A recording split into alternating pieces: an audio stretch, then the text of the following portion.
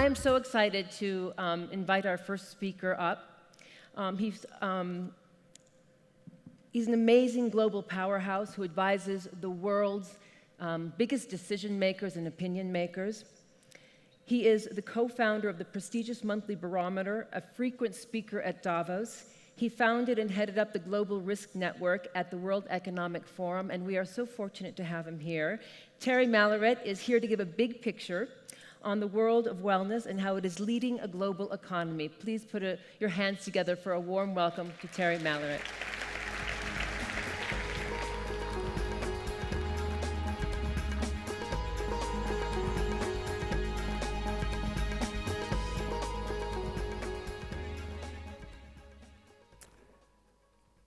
Good morning to you all. It's a great pleasure and a privilege to be with you today in Mexico City.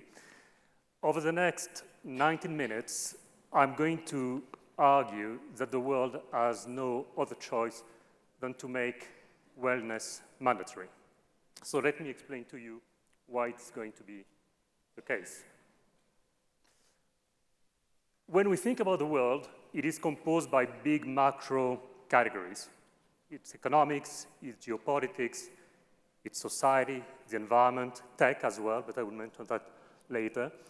And even though we live in a golden age, in many respects, when we look at the indicators that guarantee that we are living in a well world, we realize that we never had it so good. The economy has grown extremely well over the past decades. Poverty has been halved. There are less conflicts than ever before, and so on and so forth. And yet, we are now at the onset of a few decades that are going to pose major challenges. That would, in turn, make wellness an obligation to all of us. So let me explain to you why. When you look at the economic outlook over the next few decades, it's going to be much tougher than it's been over the past few years. It's poor, it's uncertain.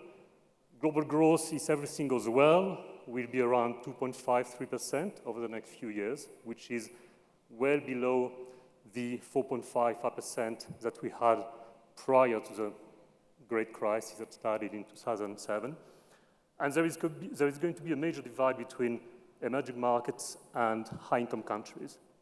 Until now, we believed that there would be a convergence between emerging markets and the most developed markets.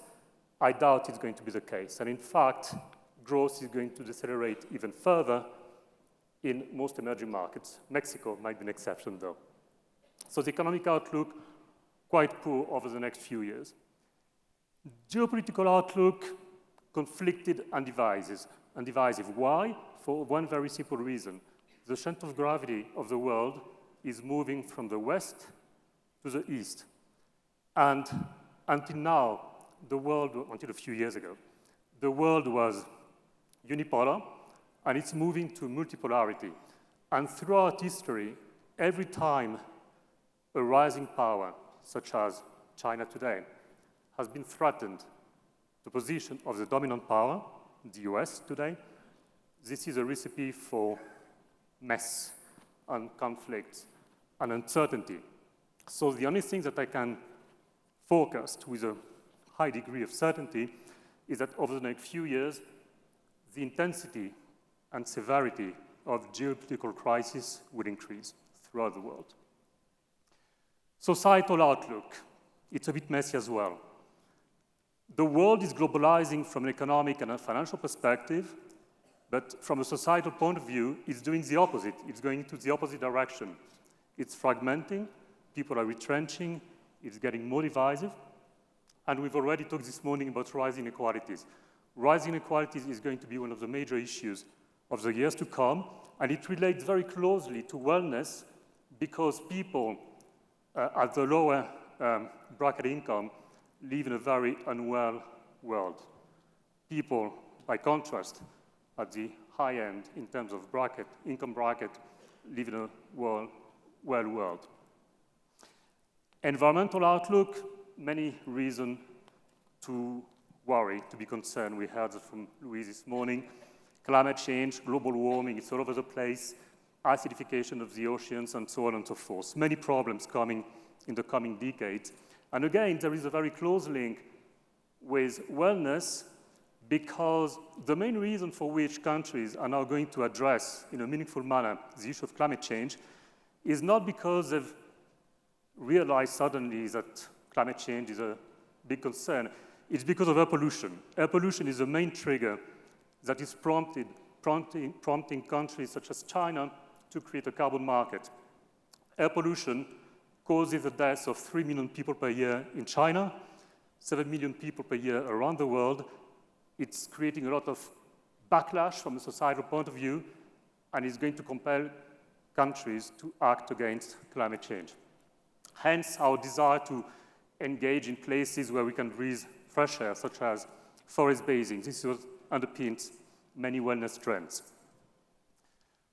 So, against this background, there is a super mega trend that trumps all the others. It's aging. The world is aging.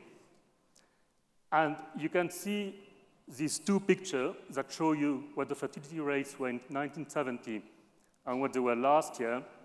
They've decreased by a monumental amount everywhere in the world, with a few exceptions in Africa. But as countries grow, the fertility rate diminishes in equal proportions. So aging is the single greatest predictable problem of the 21st century. And we often think of aging as a Western phenomenon, Japan, Europe, but as you can see, it's a global phenomenon. Why is it such a problem? Because it's global, of course, and also because many countries around the world are going to become old before they had a chance to be rich.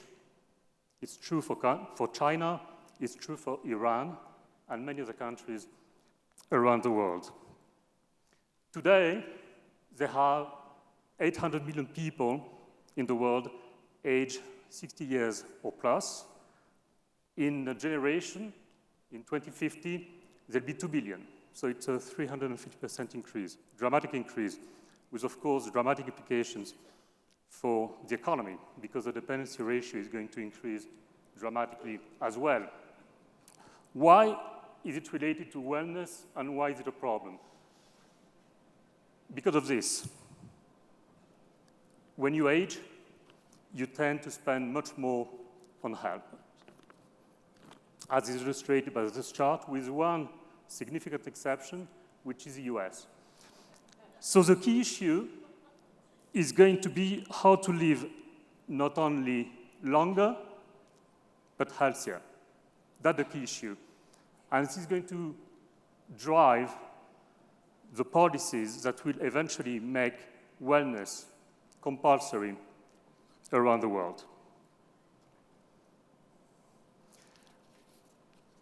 On top of the issue of aging, and against the backdrop of these macro domains that are getting unwell, there is a problem of non-communicable diseases. And it is surprising that around the world, obesity, which is one of the largest problem and costly diseases around the world, it is increasing.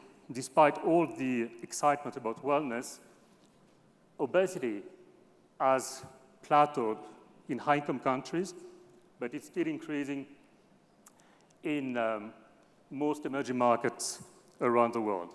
And of course, non-communicable diseases by nature are preventable, hence the need to engage into wellness activities. So let me give you now a few reasons why the pressure to be well would increase. And I just took 3 main ones, but of course there could be zillions. It's easy to find many, many for countries around the world. In the US today, last year, 2014, 30 cents of every dollar spent by the federal government goes to aging, 30%, through Medicare, Social Security, transfer payments. So 30% of all federal spending goes to aging. The global cost of obesity around the world is $2 trillion per year, which amount to roughly 3% of global GDP. So one could argue, it's a bit simplistic, but one could argue that if it were not for obesity, the world will be 2.5% richer every year. Non-communicable diseases. The burden is estimated to represent a cumulative output loss of $47 trillion over the next 20 years. These are numbers provided by the Harvard Medical School in a study conducted with the World Economic Forum. And this number represents about 30% of the global GDP of this year. So these are phenomenal numbers which make us realize why the imperative of wellness is going to predominate over the coming years. So it simply cannot go on like this. On one side, you have soaring health costs, which is a proxy for unwellness. And on the other side, you have countries that are very constrained in terms of fiscal policies, as we all know, and which are also victims of over-indebtedness. We always think that the world has deleveraged after the global crisis that started in 2008, but in fact it is the opposite. Today, the world as a whole is $57 trillion more indebted than it was in 2008. And the debt to GDP ratio, global, is 290%. So it's very, very high, and it makes you realize that it cannot go on like that. Countries are too indebted to be able to carry the burden of unwellness. For companies, which are also engaging in major wellness activities programs for their employees, pension funds, insurance companies are black holes. And the problem is equivalent at the level of the company to what it is at the level of the state. So, to make the argument relatively simple, how do we get out of this impossible situation? There are two ways. One would be to increase global GDP dramatically. 2.5%, 3% is not enough in the coming years. And the only way to do this would be to have a major increase in productivity that would be able to spur economic growth worldwide. Two is preventative healthcare to reduce health costs through wellness. And by the way, it's not only about a reduction in health costs. There is also ample evidence that when you are well, your productivity, personal productivity, increases as well. So one is uncertain. The fact that technology is going to spur productivity, we can discuss this at length because there is at the moment a technological revolution engulfing the world, but yet there is no evidence that this is causing an increase in productivity. So one is uncertain, and it makes two inevitable, meaning that over the next few years, all countries will have to move towards a direction that makes wellness compulsory, or at the very least, encourage in an active manner, as we heard this morning about Mexico and bikes and tokens given in the subway to try to compel people to live a healthier life. And this challenge is going to be addressed very differently depending on which country you are. In countries like Japan, it's being addressed heads-on. When you are unemployed in Japan, you are sent to the home of obese people. You have to measure the waistline and report it to the city authorities. And then measures are taken for you to increase your wellness activities. In the US, it's going to be different because there is a culture of litigation, and it's already apparent that many companies have a hard time implementing wellness programs because of litigation, because of privacy issues, and so on and so forth. So this phenomenon of making wellness compulsory is going to take many different forms, but there is no doubt that it will increase over the coming years because countries have simply no choice. Over the next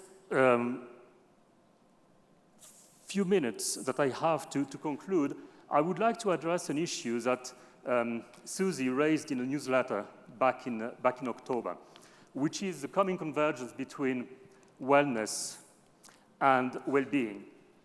Today, you have many governments around the world that are pursuing not a wellness policy, but a well-being or happiness policy. It's something that is gaining momentum in a very, very forceful manner. Countries around the world, in the US, in Dubai, France, Italy, Germany, Japan, are promoting the pursuit of happiness as a policy goal. And I'm not going to bore you with the definition. I have here all the definitions of what is wellness, what is well-being, what is happiness, what is subjective well-being, which is a proxy in the jargon of economists for happiness. Subjective well-being equals happiness. And when you look at government policies, you realize that all of them are aware that wellness is critical to well-being. It's very difficult to be happy, if you're not well in your head or in your body. But also well-being, and that's an interesting feedback loop, well-being has predictive power over wellness. This is what many governments realize today around the world.